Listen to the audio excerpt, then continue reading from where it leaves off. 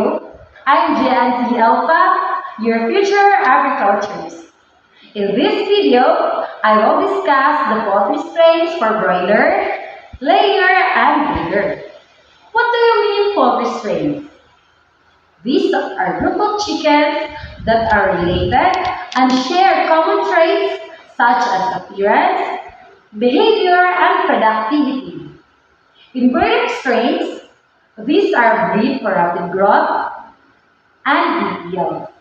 They typically market weight in 6 to 8 weeks, making them highly efficient for meat production. Some of these strains are Indian River, Arbor Acres, Ross, Cub, and Hubbard.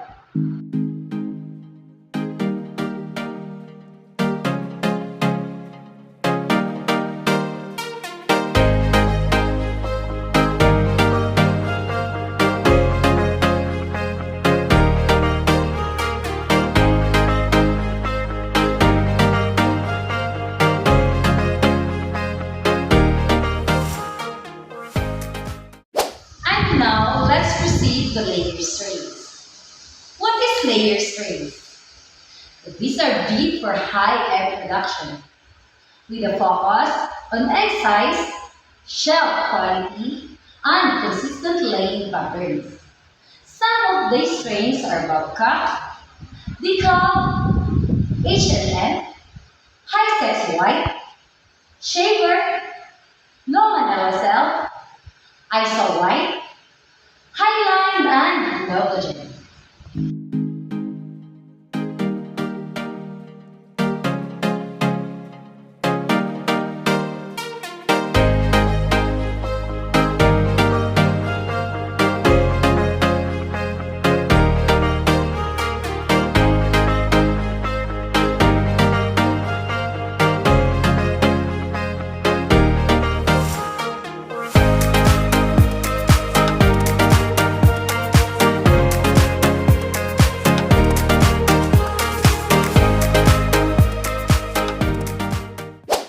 Lastly, breeder strains.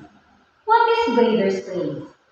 Breeder strains are specifically bred for their ability to produce fertile eggs that hatch into healthy chicks. They typically larger and heavier than breeder strains, with a focus on reproductive performance and egg quality. There's many strains in breeder. I just give you the best example in American class, the New Hampshire Red and Rhode Island Red. For the Asiatic class, the Brahmas and Cochinese. And for the English class, Cornish and Sussex.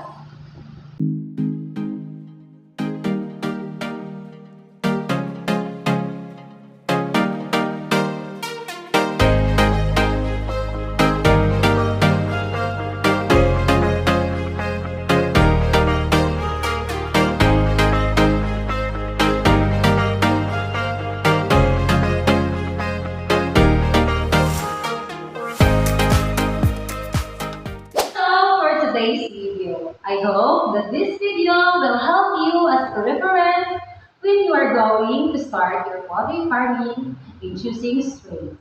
Thank you and God bless us all.